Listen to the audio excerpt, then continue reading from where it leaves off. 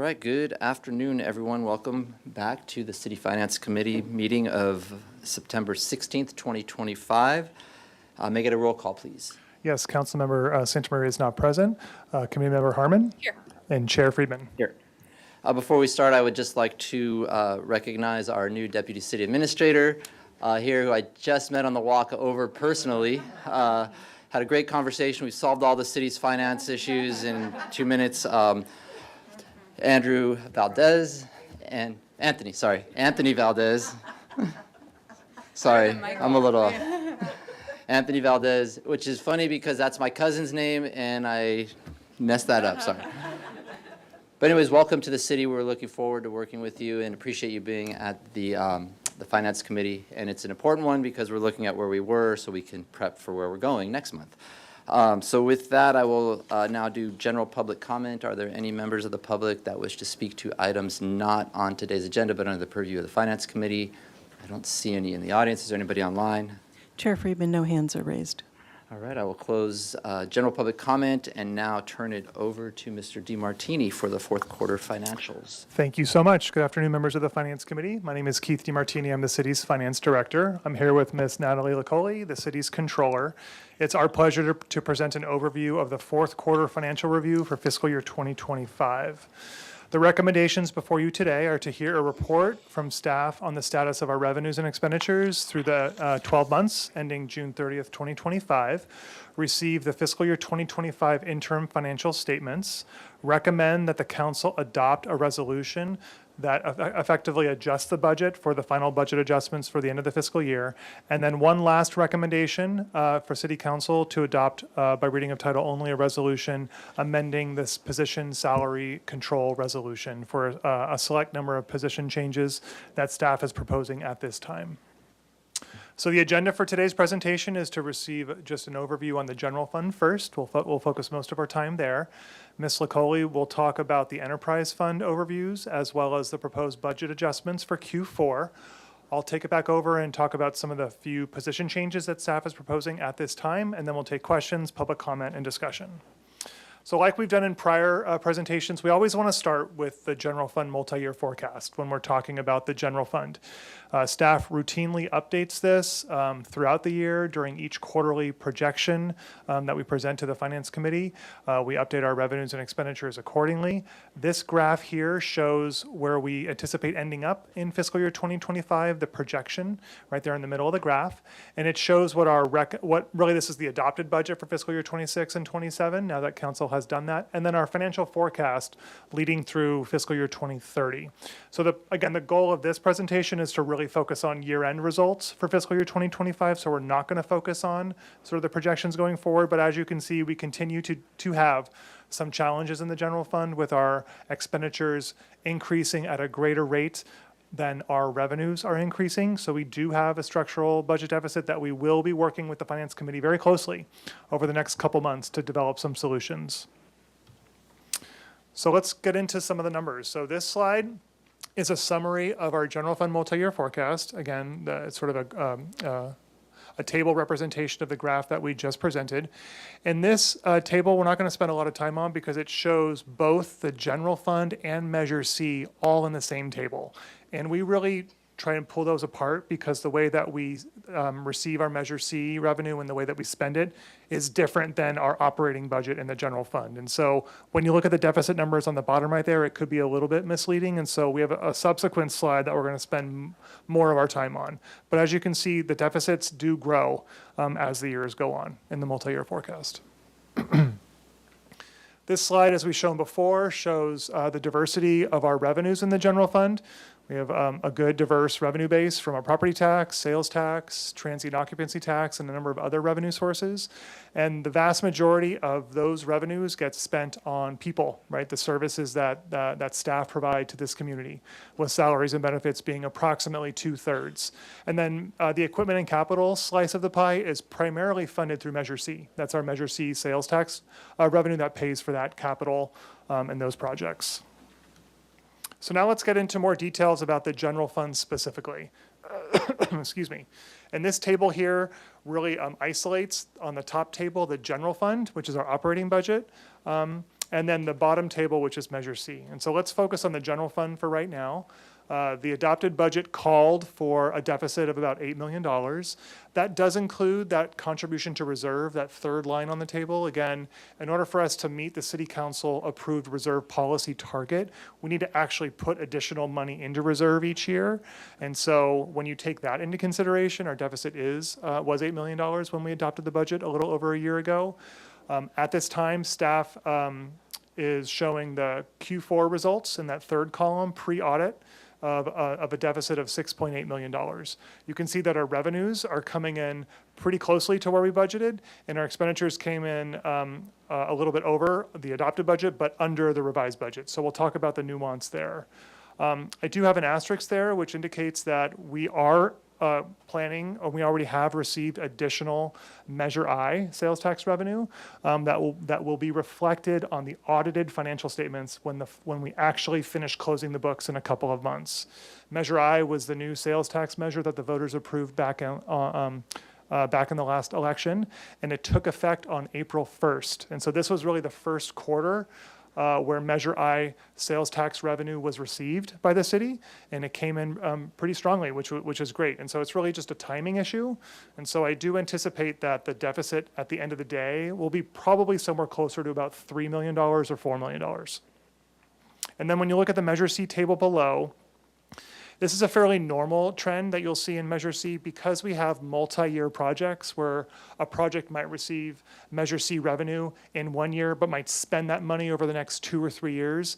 You'll see that the actual amount spent is using prior year appropriations. And so seeing a deficit on that line is not necessarily concerning, but what it does show is that we have a lot of projects that Measure C is funding and has already been allocated for in prior years.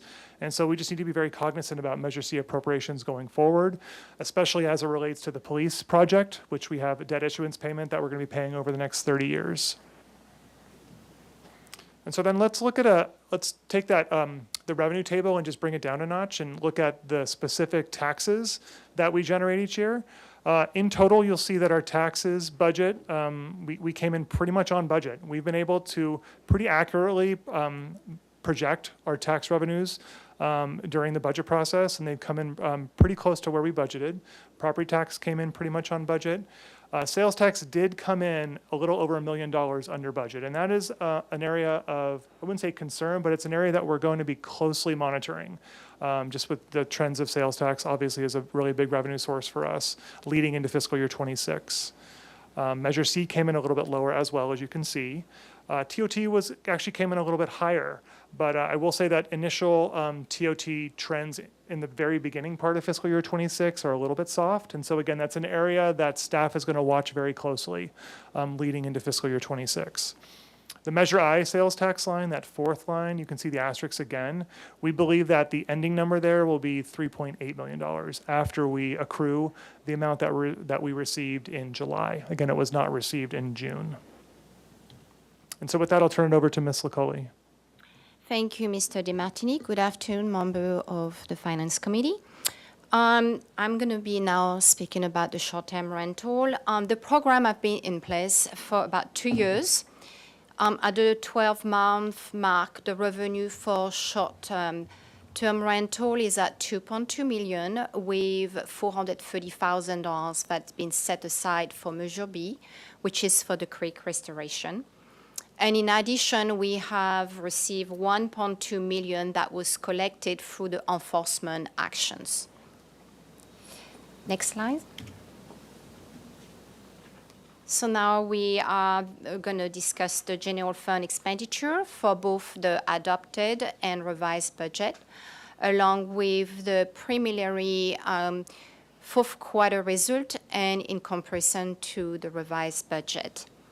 The general government spent 90% of revised budget, or 96% if we were to include the encumbrance, and the savings were primarily due to lower salary cost. The next section is related to public safety that ended the year at 96% of revised budget, which is consistent with the adopted budget. The police department, they had total expenditure that were at 56.8 million. And despite a 2.5 million increase in the revised budget, the spending finished in line with the adopted level due to reduced non-capital cost, which offset the higher salary and benefits. For the fire department, they spent 39.5 million, below both the adopted and revised budget. Even with higher fiscal year 25 payroll cost, the department stayed within target due to a vacant fire inspector free position and as well the receipt of a CAL FIRE grant. It's for about 2.9 million on a term of 5 years, but it's helping reducing the personal costs that are under the wildland mitigation program. Next, please.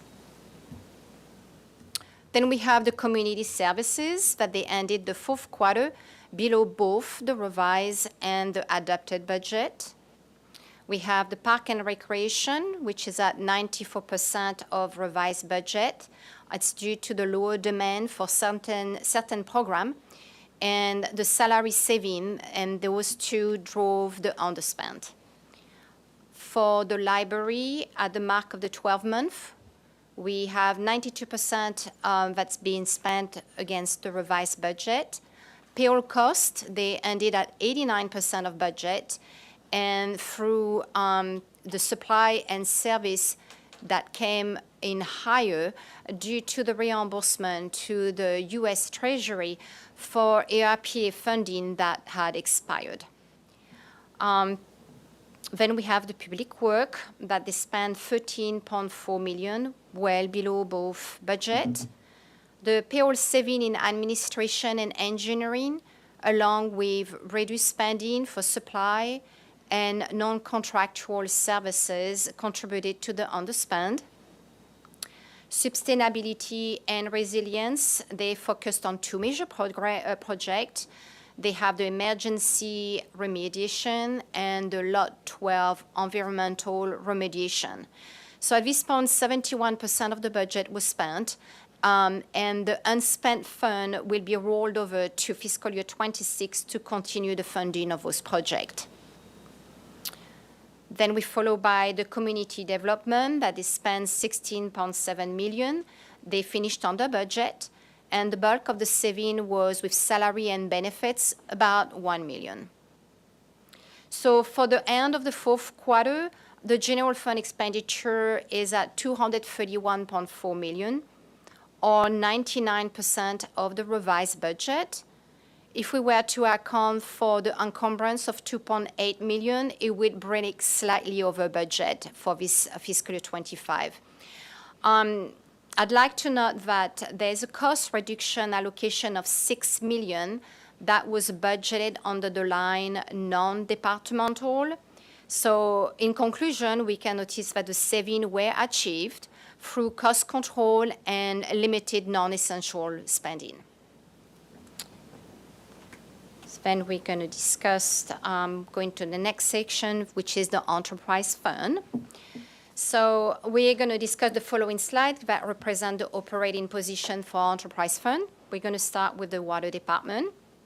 They reported a revenue of 80.2 million, or 2% over budget, representing an increase of 7.2 million compared to fiscal year 24. So this favorable outcome was driven by higher water rates and increased revenue under the Qatar JPA treatment, and as well stronger investment return. The total expenditure are at 75.5 million, or 87% of its budget. It's reflecting a 2.3 million decrease compared to fiscal year 24 at this point of time. Salary costs were slightly over budget by about 1%, but they were offset by saving in electricity that was due to a 4-month delay on operating the desalination plant. So the supply and services came in at about 21% under budget. Overall, the water department closed the fourth quarter with a net profit of $4.7 million, which is a significant improvement over the projected loss of $8 million. Then we have the wastewater. For the 12-month period, the wastewater revenue exceeded budget by approximately $700,000. That is due to the increase in water rate. Expenses were at 96% of budget, primarily due to lower chemical cost, deferred capital outlay, and delay in contractual work. So overall, the department ended the year close to a neutral position. Then the next one is the solid waste division, which covered the trash and recycling services. They recorded revenue at 99% of budget. The expense came at about $1.9 million below the forecast due to the hauler fees and special projects that were lower than anticipated. So the division achieved a net profit of $1.6 million. The following department is clean energy. So the clean energy accounts for the procurement of clean and renewable electric energy on behalf of the Santa Barbara community. For fiscal year 25, the financial results reflect a loss of $11.1 million. This program is operated under a unique business model. It's requiring advanced purchase of three types of power. We have the physical electricity, we have the resource adequacy, and as well the renewable energy certificate. We need to keep in mind as well that those revenue from those purchases will vary based on the Southern California Edison rates. Furthermore, we need to look into fiscal year 24. There was a delay in receiving invoices to recognize the expenses. Last year's result of operation was overstated. So I would suggest to provide a clear picture to look more as a 2-year trend. And so that in conclusion, we end with a 2-year period with a profit of $9.7 million. Then the next department is the airport. The airport reported revenue at 100% of the revised budget with an increase of $3 million over the prior year. The revenue growth is primarily attributed to terminal lease agreements. Under the category expenses, we know that the actual total $35.7 million with a consistent carefulness in spending across all the categories. Compared to fiscal year 24, the payroll and benefit cost rose by $1.6 million, along with increase in supply and special project. And so for this fiscal year, at this point of time, it concluded with an operation loss of $1.9 million. The waterfront. So the waterfront sustained its operation through various revenue, such as the lease, slip, and parking fees. At the fourth quarter, the department experienced modest revenue growth, particularly in parking services and marina management. Expenditure were managed effectively at 95% of budget. Compared to fiscal year 24, the payroll and capital outlay transfer accounted for most of the $2 million variance. Overall, the waterfront department achieved a positive operational result of $500,000, reflecting a diligent cost in cost management.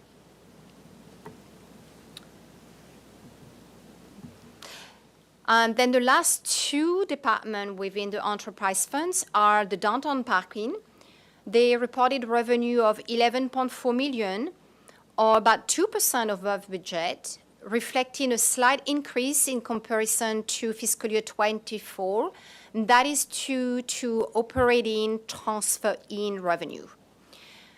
Expenses were carefully managed with no equipment purchase and significant reduction in material and special project. So as a result, the department nearly broke even at the close of the fiscal year. And finally, the golf. The golf fund support the operation of the municipal golf course, generated $5 million in revenue, with corresponding expense for $4.4 million, in line with adopted budget. Compared to fiscal year 24, the expenses increased due to higher material and supplies and capital outlay transfer. The golf fund ended the fiscal year 25 with a $600,000 addition that they will obviously have to their reserve. And that concludes the enterprise fund operating position currently at the fourth quarter. Then we will discuss the proposed budget. So the budget adjustment requests for the fourth quarter have been submitted for your approval. Listed on this slide are few of the requests. We have the sales tax Measure C revenue that we asked to be increased by 1.8 million. And as well, under the general fund and special revenue category, we have appropriation to transfer out fund for various programs. On the side of the enterprise fund, we asked for increase in estimated revenue and increase in appropriation, such as from the FAA that approve of a $5.1 million transfer from the airport PFC fund to the airport operating and capital fund to purchase an aircraft rescue firefighting vehicle.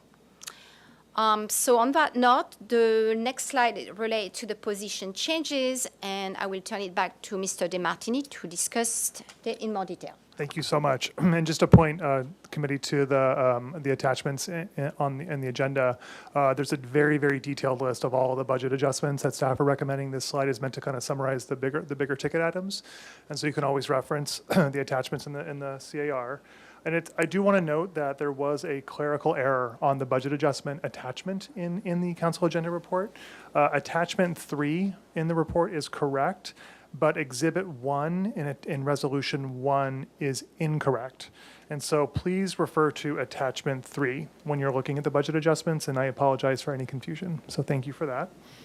So let's talk about the position changes. Staff is recommending a number of sort of minor position reclassification requests.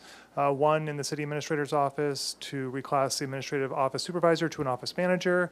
Community development, there's a realigning of salary for a planner position. In finance, we're reclassifying a position down from an accounting supervisor to a senior accountant, which will achieve some cost savings. In human resources, there's a couple reclassifications from an analyst 1 to an analyst 2. Public works, an administrative assistant to an outreach coordinator. And then there are 2 positions in sustainability and resilience for a project planner to an administrative analyst 3 and a finance analyst 2 to a business manager. So those positions are included in the updated human resources documents that are attached to this agenda report.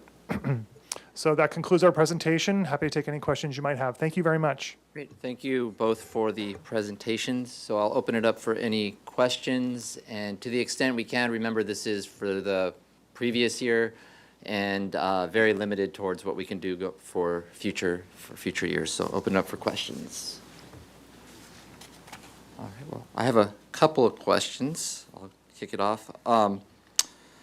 So the first is, as part of Measure C, the police station, we set the bond up, and then the bond was going to cover most of that, but we had some unanticipated expenditures come up with that. Is that part of the Q4 and previous years' allocations for the additional expenses, and how much are those approximately? Chair Freeman, thank you for that question. So the bond proceeds will cover the direct construction related costs of the project, and primarily it's the construction contractor with Pro West, and then some other costs associated with that. But Measure C cash will be paying for some of the other costs associated with completing the project, which includes some IT expenses, the cost of our insurance, a number of other items related to the project as well. Measure C has been appropriated in this current fiscal year, in fiscal year 26, and is planned to be appropriated for fiscal year 27 and fiscal year 28. So basically, Measure C will have appropriation for that project over the next 3 years to make the project completely whole. Okay, perfect. Thank you just for the clarification on that. Speaking of insurance, the self-insurance fund, over time, it's underfunded according to actuarials. Just in terms of expenditures, if we were to raise the contribution from the general fund departments and the other departments as well, that would increase expenditures. But right now, those aren't counted as expenditures because we didn't expend them within the department. So if we were to try to be more aggressive in the self-insurance fund, that would be, would that have reflected expenditures in the previous year? Yeah, Chair Friedman, if we were more aggressive with allocating additional general fund and other fund dollars from those funds into the self-insurance fund, it would be represented as additional expense in the general fund, right? And so, the Finance Committee has given direction to staff a couple years ago, gave us direction to ramp up those allocation budget line items over the next 9 years, and we've been doing so very, very purposefully, but we haven't made enough progress, and so the self-insurance fund continues to be woefully underfunded. But in terms of the report we just received, that is, we have increased the expenditures towards that, or the allocations towards that, so it is accounting for. Yes, it is. Okay, perfect. Yes, thank you. And then just 2 more questions. Any insights as to why the sales tax came in a little bit lower? Chair Freeman, that's a great question. I think that there's a lot of behavior that occurs with sales tax, with tourism activity, maybe not being as strong in the summer months, for example, or sort of the tail end of the year, that may have contributed to some reduced sales tax revenue. About half of our sales tax comes from tourism, half comes from residents. I think tariffs, just the cost of really buying anything, is probably something that all of us grapple with that live here or visit here. And so I just think that behavior patterns with what people are spending their money on continues to be something that we're monitoring very closely. Okay, perfect. And my last question, it has to do with the downtown parking. You mentioned that part of the budget where it was basically even was due to an operating in the transfer into the fund. Where did that transfer come from, and how much was it?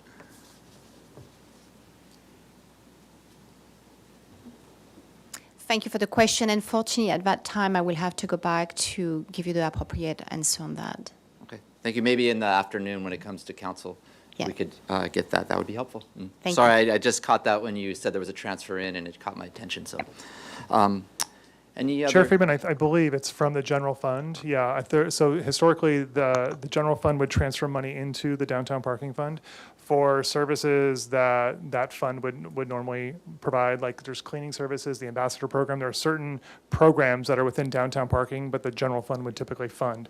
And in the fiscal year 26 budget, we made that change. And so the general fund is just going to be paying for that directly out of the general fund. It's not going to be this transfer between funds, which really just increases transparency and makes it cleaner. And so I believe that is the change. Okay, so there was most likely general fund, but in the future we're cleaning that up so it'll show that it comes from the reduce the general transfer fund going rather forward. than part of the revenue that it receives. Okay, that's a good answer. That's all the questions I have. Any questions from my colleagues? Member Santa Maria? Thank you, Chair Friedman. I have a few questions about the position changes. Just trying to make some sense of some of these things. But I'm seeing so first off, for the city administrator's office reclassification, I know that we are expecting other requests for salary increases from that department. Do we know when we're going to be seeing those? I just want to make sure we're looking at everything holistically. So, is this on? There we go. Okay. Thank you, Councilmember Santa Maria. So this was actually a reclassification. So this is not a salary increase request. So what employees throughout the organization can do is submit a position questionnaire if they believe they're working outside of their current classification. So the current incumbent did that, and HR reviewed that form and made a recommendation that the position be reclassified to this title. salary increases related to the classification compensation study would be a separate process, so from the reclassification. So this is if there is an employee who believes they're working out of classification or doing duties that are higher, they can go to HR and request that classification study. Okay, that makes sense. So we are expecting, since there's so many changes happening with the city administrator's office, we are expecting some sort of requests for salary increases in the near future. Is that accurate? Not for the city administrator's office. We're going to be as part of as part of all the departmental budget proposals that'll come to finance in October. We will actually be making some changes, downgrading some positions for salary savings that are vacant. So there'll be some offsetting position reductions or eliminations that'll come forward as part of that action in October. I see. So in October, we're still going to have some moving parts. Correct. Okay, that makes a lot of sense. So my other question with that was make sure I got this correctly. It's at administrator or office supervisor to an office manager. That's the change, correct? Correct. Okay.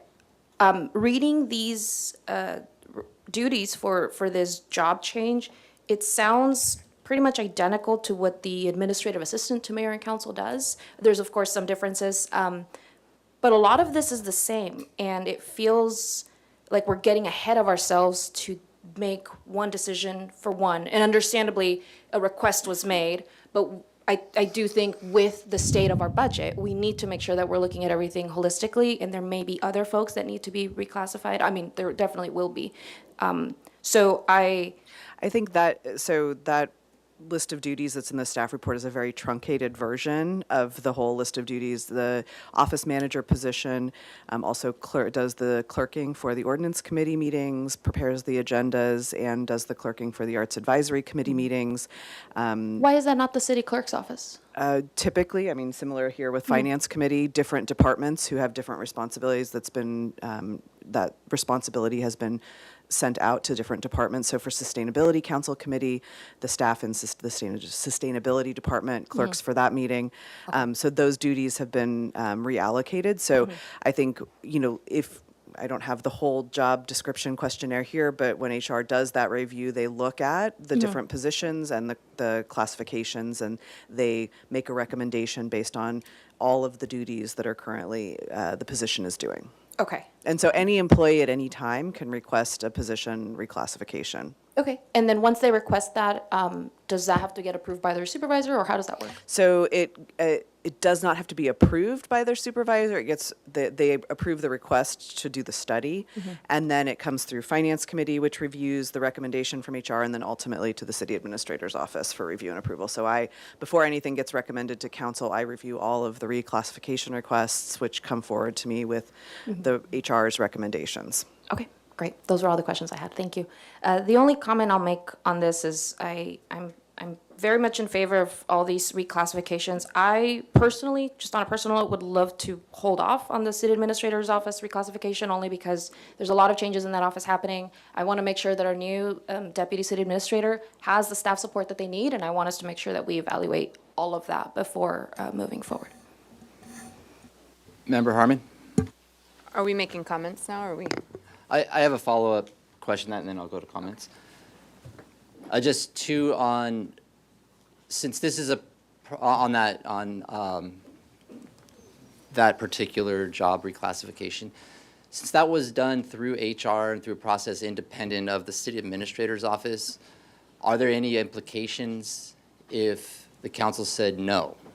And even though it's gone through HR and HR has said it fits the reclassification, would there be any implications on the council saying no if HR has said it actually fits and you're out of classification? Yeah, I'm not really sure what the appeal process is beyond that. I mean, we'd probably have to look into that, but we could get a response on that question. Yeah, I just have concerns that if they went through the process and the council said no, then the employee would be doing duties that are outside their job classification, and that it could put the city at risk. Well, I mean, the ultimate would be we remove those job duties, then we have to find someone else who does them, but we don't really have that staff capacity right now in the office. So Exactly my point. Those duties have been voluntarily assumed by the individual doing them, and then she requested a reclassification because of it. And also, do we have an estimate of how much additional that would be, since the city's overall budget was mentioned? Just want to understand, is it a significant amount, or in terms of overall city budget, is it very small? So this reclassification is, I think, $22,000 annually.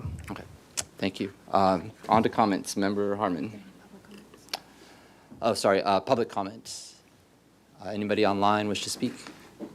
Chair Friedman, no hands are raised. Okay, Member Harmon. Thank you, Chair Friedman. Well, I wasn't going to make any comments, but I guess now I will. So I'll start by saying I really appreciate this every quarter and all the opportunity we have to just sort of really hone in on what is actually happening with our budget, not just the revenues that are coming in, but also how our different departments are managing what is obviously a very challenging time in terms of having to be so aware of our spend. So I really appreciate that.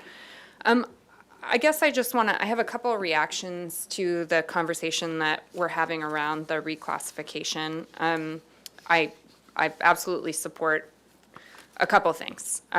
First, I think the idea of looking holistically at spend is critically important across the board. I think whether we're talking the city administrator's office or the fire department or any department in between, it's incumbent on us, both here at the Finance Committee, but also as a broader city council, to think about how all of these pieces fit together to create the broader budget. That said, it's also very important to me when our employees go through the process that we ask them to undertake with regard to their job classification, that we don't subvert that work and the reactions or the results of that process, rather, to our sort of broader instinct around wanting to look holistically. I guess at the end of the day, we have to be able to do both things. All of these employees, or the employee, I guess, that we're specifically talking about here, undertook the process as it has been laid out, as we have asked them to do. So to pause on that reclassification, despite knowing that our HR department has determined that that reclassification is appropriate, while we do some sort of other holistic work, is just sort of patently unfair to the employees themselves, in my view. I don't think, however, that that means that other folks who are very deserving of reclassification, very deserving of compensation for the incredible work that they do, shouldn't also undertake that process. I just don't see how there's sort of any fairness in stopping one so that others can move forward. Let's keep pushing the ball forward together all the time in every way that we can, is my personal view. So I will be both strongly supporting the reclassifications today and also strongly encouraging all of our employees who maybe didn't understand that this process existed, had never thought about it before, or are looking at their workload and saying, wow, I've really taken on a lot beyond my existing duties. Like, this is a process that you should avail yourself of. At the same time, we from this dais, as well as from the larger city council and in concert with our staff, we'll do that 50,000-foot work of making sure that everything works together and all those pieces of the puzzle come to form one sort of holistic city budget where our employees feel supported and all of their work is valued, and not just valued emotionally, but valued in terms of their compensation, and accurately so. So with all that said, I will be supporting moving this forward today. Member Santa Maria. Thank you, Chair Friedman. Thank you, Committee Member Harmon, for those comments, because I do very much agree that we don't want to hold up the process in terms of making sure that folks are compensated fairly, and at the same time, I want to make sure that we are not spending on one position at the expense of others, because it is our job as a Finance Committee, as council, to make sure that all of this is done holistically, that we are taking everybody into consideration, and this is not the only employee out of classification doing duties that are completely out of their job description and getting paid less than they deserve. I guess my request would be I know that the class and comp study is done. The implementation is, of course, where we are struggling, and I think if we are leaving it up to a process that folks have to undertake, and clearly there's folks that are not classified properly, and it doesn't feel like that process is working if we are only talking about one position at a time, because I find it hard to believe that any of our employees, as hard as they work, would choose to not ask for that, right? If they know that they are out of classification, they know that they are getting undercompensated, you would hope that there is some encouragement, some facilitation in order to do that. And so I'm willing to support this, but also this is opening up a much bigger conversation around the restructuring and the investments that we are doing in each office, because especially with our city administrator's office, there's so much work being taken on, and I want to make sure that it is all covered, and we just have a lot of moving parts. So to me, this is about equity. I want to make sure that all of our employees are looked at equally, because it's more than just one that is performing duties out of their classification. So really wanting to approach this from the equity perspective. Thank you. Well, thank you all. Thank you for the presentation on the Q4. I think it's looking back, and the fact that we are in a deficit in 2025 and some of the reasoning behind that, those are trends that we're going to be looking forward in terms of how are those going to be implicating the current year that we're in and coming up, and then we're going to have that deep dive in October. And I think that's an appropriate time to talk about the issues that have been brought up in terms of the one position. But I would also, because it was brought up to possibly delay the one position because of the restructuring that's going on in the city administrator's office, but I'd also like to point out that Human Resources Department, there's 2 analyst positions that are being proposed to 2 analyst 2 positions. We have a new HR director coming in. There's probably going to be some changes there. So if we were to hold off on one, we'd probably want to hold off there. And the Public Works Department, we have not only a new director, but we're splitting that department into the Water Resources and the Public Works. And again, there's an admin assistant on today's to an outreach coordinator. So those are all things that, again, if we're looking at the one position today, we'd want to look at all of them today, especially since those departments are going through major changes with the directors. So I just want to point that out. It is, I agree, bigger than one position. And I'll just be honest, it feels like this is specific to one position rather than the entire city.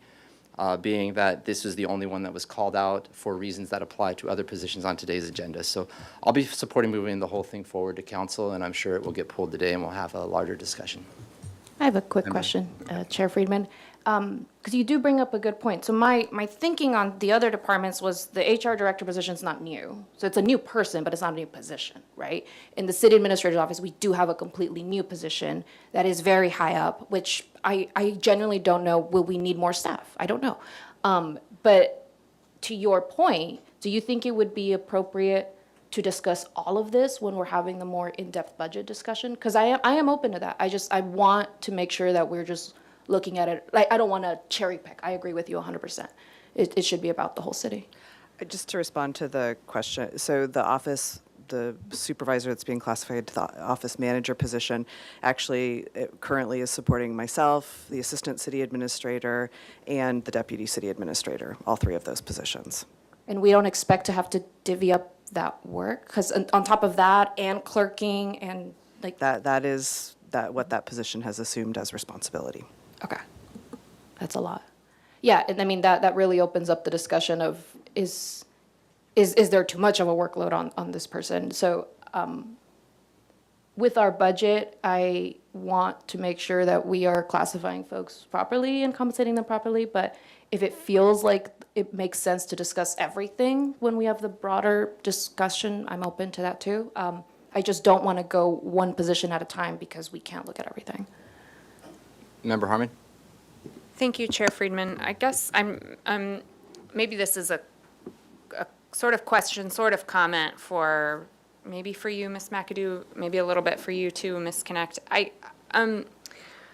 You know, one of the great things about being on council, right, is there's this great give and take about what works at the city, how can we improve organizationally. But it's not, at the end of the day, right, I don't have any authority or say around job duties and how those job duties get assigned, right? I mean, my authority is really squarely only it extends to the organization only insofar as the 7 of us. Direct the 2 of us Yes. what to do. Yeah. And so I guess where I want to, I guess I'm maybe a bit confused about what conversation we would be expecting in the future, because I do want to look at, do you have the resources you need? I don't know that I want to look at, these are the 12 things that the office manager does, and she should only be doing 9. That would never be a conversation we Okay. would have with council. It'd be simply sort of the number of positions and sort of how they're budgeted. If we're proposing to, like if, for example, with Brandon Bodette taking on the library director position, we are probably going to be downgrading that senior assistant to the city administrator position to a management fellow position, which would allow for entry-level sort of intern, at the graduate student level to come in and be on a career path into the city management profession. And so that will create some savings. So what we're looking at is it's the sort of overarching, like, what does the department need? And then we would make a recommendation to council, our best professional recommendation on what we think in terms of staffing, balancing job duties, but we wouldn't come necessarily with a specific job task list and say, tell us if these are the right tasks for this position. That's something that's more in my administrative, sort of operational management of the city. Okay, thank you. That's very helpful. And I just think it's important for us to level set our own expectations around what this discussion is and will be moving forward. And with all that said, I think there's a lot that we all agree on here, especially around our responsibility to look holistically at our city budget and make sure that we are thinking critically about how the pieces fit together. So with all that, I'm happy to make the motion to forward this to council. Is there a second? I'll second it, and I just want to make the comment, it's a good, healthy discussion on it. The one issue is, and it gets to, again, following what Member Harmon, but in particular our city administrator, there is a difference between the policy aspects and the administrative aspects, and the council is policy, and this gets into administrative. And right now, the rules for all of these were followed, the rules that are in place, and if we want to change those, that's a discussion we can have. If we want to make a change that employees aren't allowed to ask for job reclassifications anymore, that's a discussion we can have, but the rules say you can, and this process was followed by the employee in question, and the rules are in place, and that employee followed those rules, so we have an obligation to follow our procedures that exist as of today. And if the council wants to have a different conversation at that can take place with the full council at a later time. Motion's been made and seconded. I'll do a roll call on this one. Chair Freeman, may I ask, for a roll call, would you take each recommendation individually? Because if each committee member may want to vote on each of them individually if there isn't agreement on all 4. I'll leave it up to the maker of the motion. Councilmember Santamaria, is that your preference? Yeah, we can do that. Yeah. Sure, let's do that. Thank As you. the seconder, I will agree to that. So we'll move we'll hold off on the reclassifications. And so the first motion would be for the staff recommendation absent the reclassifications. Correct, yes, thank you. Okay, so we'll take a vote on that. We'll do a roll call on all these. Okay, we'll start with Committee Member Santa Maria, Yes. Committee Member Harmon, Yes. Chair Friedman. Yes. And I will move the reclassification recommendations. I think, Is that not? It's recommendation D. It's the Sorry. Recommendation. I will move recommendation D. okay, I'll second that. Roll call, please. Okay, we'll start with Committee Member Santa Maria, Abstain. Committee Member Harmon, Yes. Chair Friedman. Yes. Passes 2-0 with 1 abstention. All right, with that, we are adjourned. Thank you. Great. shorter than I thought.